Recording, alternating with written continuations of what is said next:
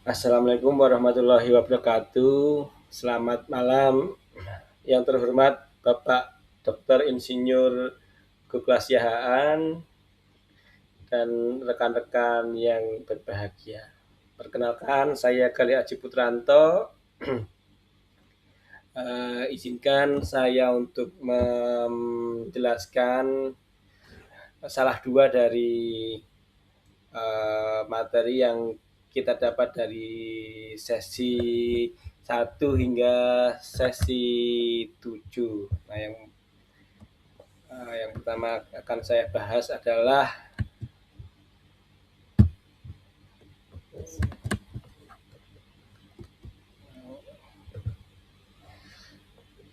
ini adalah sesi 1. Saya akan menjelaskan latar belakang kenapa kita harus belajar manajemen sumber daya manusia. Nah, manajemen sumber daya manusia dipelajari karena sumber daya manusia merupakan faktor utama yang menentukan keberhasilan suatu organisasi dalam mencapai tujuan, perubahan lingkungan kerja, perkembangan teknologi, dan peningkatan kualitas pelayanan mengharuskan setiap organisasi mengelola pegawai secara profesional. Kemudian bagi aparatur sipil negara, pemahaman terhadap manajemen sumber daya manusia sangat penting untuk mendukung penerapan sistem merit, meningkatkan profesionalisme, memperkuat budaya kerja, dan memberikan pelayanan publik yang efektif, efisien, akuntabel, serta berorientasi pada kepuasan masyarakat. Kemudian rumusan masalah kenapa kita harus belajar manajemen sumber daya manusia, setidaknya ada 3. Yang pertama, apa yang dimaksud dengan manajemen sumber daya manusia dan bagaimana ruang lingkup pembahasannya. Kedua adalah bagaimana penerapan fungsi manajemen sumber daya manusia seperti manajemen kinerja, pengembangan karir, kepemimpinan, manajemen talenta dalam meningkatkan efektivitas organisasi. Kemudian mengapa pemahaman dan penerapan manajemen ini sangat penting, karena salah satu tujuannya adalah profesionalisme pegawai serta mencapai tujuan organisasi khususnya di lingkungan aparatur sipil negara. Kemudian tujuan dari pembelajaran manajemen sumber daya manusia, yang pertama memahami konsep ruang lingkup dan fungsi manajemen sumber daya dalam mendukung tujuan organisasi. Kedua, menganalisis penerapan manajemen kinerja, pengembangan karir, kepemimpinan, motivasi, serta manajemen talenta untuk mendapatkan produktivitas sumber daya secara maksimal. Ketiga, menerapkan prinsip manajemen sumber daya manusia dalam menciptakan organisasi yang profesional, efektif, adaptif terhadap perubahan serta mampu meningkatkan kualitas pelayanan khususnya di lingkungan aparatur sipil negara.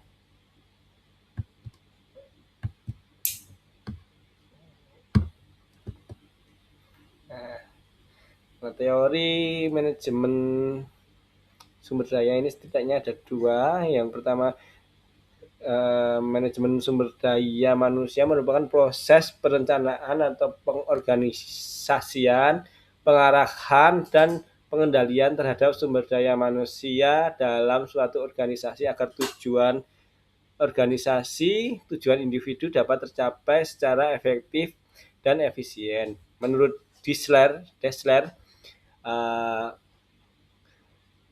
MSDM ini mencakup kegiatan rekrutmen, seleksi, pelatihan, pengalihan kerja, pemberian kompensasi, pengembangan karir, serta memelihara hubungan kerja. Pada manajemen SDM ini, kepemimpinan pembahasan lebih difokuskan pada pengelolaan kinerja, pengembangan kompetensi, kepemimpinan, manajemen talenta, dan pengembangan organisasi untuk meningkatkan produktivitas serta daya saing organisasi. Kemudian ada lagi manajemen kinerja, bukan untuk merencanakan, memantau, dan meningkatkan produktivitas dengan yang sesuai dengan tujuan organisasi. Menurut Aquinas tahun 2019, manajemen kinerja tidak hanya berfokus pada penilaian hasil kerja, tetapi juga pada pemberian umpan balik, pengembangan kompetensi, serta motivasi pegawai. Dalam lingkungan ASN, manajemen kinerja menjadi dasar dalam penilaian sasaran kinerja pegawai atau SKP. Nah, pengembangan karir serta peningkatan kualitas pelayanan publik. Oleh karena itu, penerapan manajemen kinerja yang efektif dapat meningkatkan produktivitas, akuntabilitas, profesionalitas pegawai.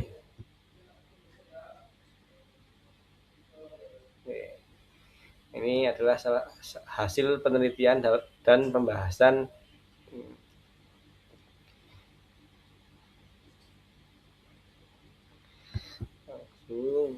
Kesimpulannya adalah bahwa pembelajaran manajemen sumber daya manusia memberikan pemahaman yang lebih mendalam mengenai pengelolaan sumber daya manusia dalam organisasi, khususnya terkait manajemen kinerja, pengembangan karir, kepemimpinan, motivasi, dan manajemen talenta. Penerapan konsep-konsep tersebut berperan penting dalam meningkatkan kompetensi, produktivitas, serta profesionalisme pegawai.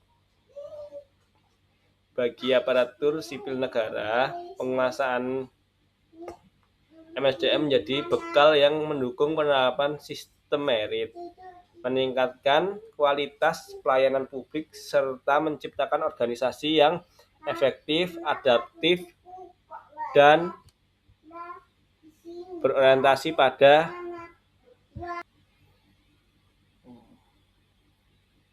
selanjutnya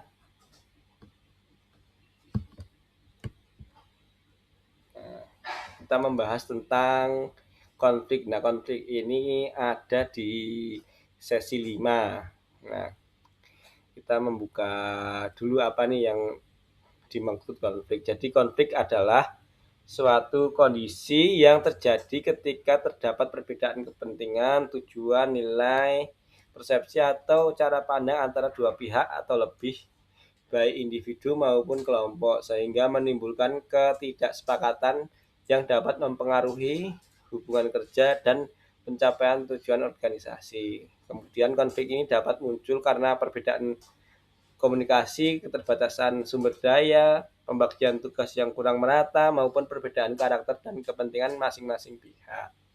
Dalam organisasi, konflik ini tidak selalu bersifat negatif, karena apabila dikelola dengan baik, dapat menjadi sarana untuk bertarung ide atau memberikan ide-ide baru, serta bisa meningkatkan kreativitas, memperbaiki proses kerja, serta memperkuat kerjasama tim. Sebaliknya, konflik yang tidak ditangani secara tepat, ini dapat menyebabkan menurunnya produktivitas, terganggunya komunikasi, rendahnya motivasi kerja, serta munculnya suasana kerja yang tidak harmonis. Nah, ini karena itu sekecil apapun konflik di lingkungan Anda, sebaiknya harus diselesaikan atau ditangani secara bijaksana agar suasana kerja Anda selalu harmonis. Kemudian nah, kita ke konflik yang lebih sempit. Nah, ini kita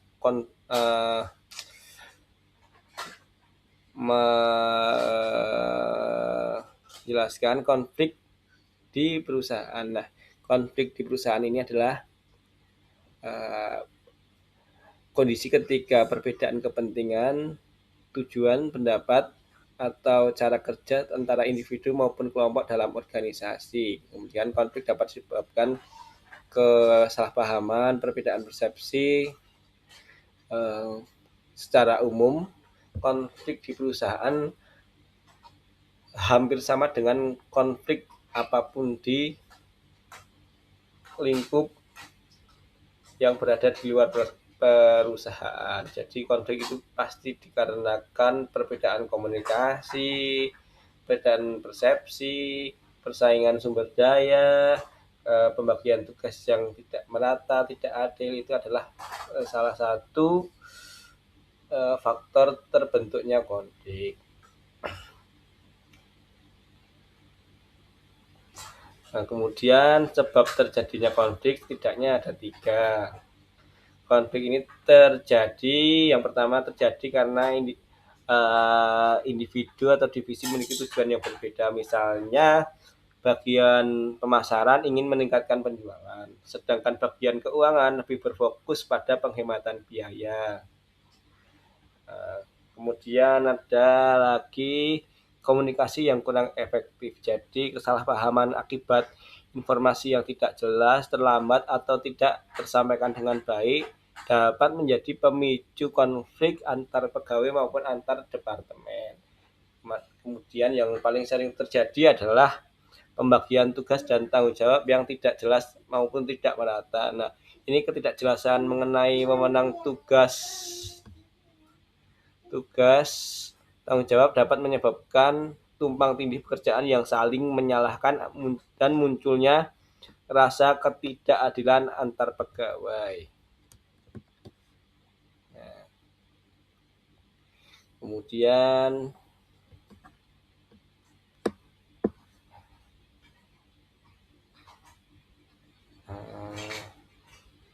ada 3 cara penyelesaian, setidaknya ada 3 cara penyelesaian konflik. Yang pertama adalah kolaborasi atau collaborating. Nah, ini mencari win-win solusi untuk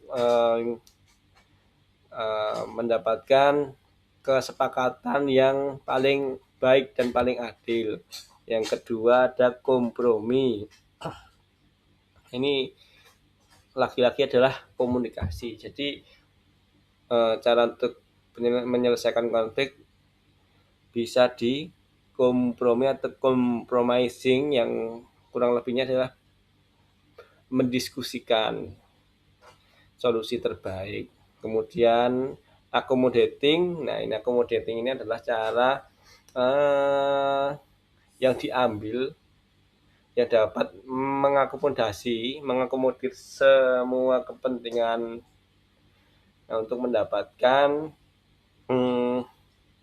kesepakatan terbaik yang tidak merugikan salah satu pihak.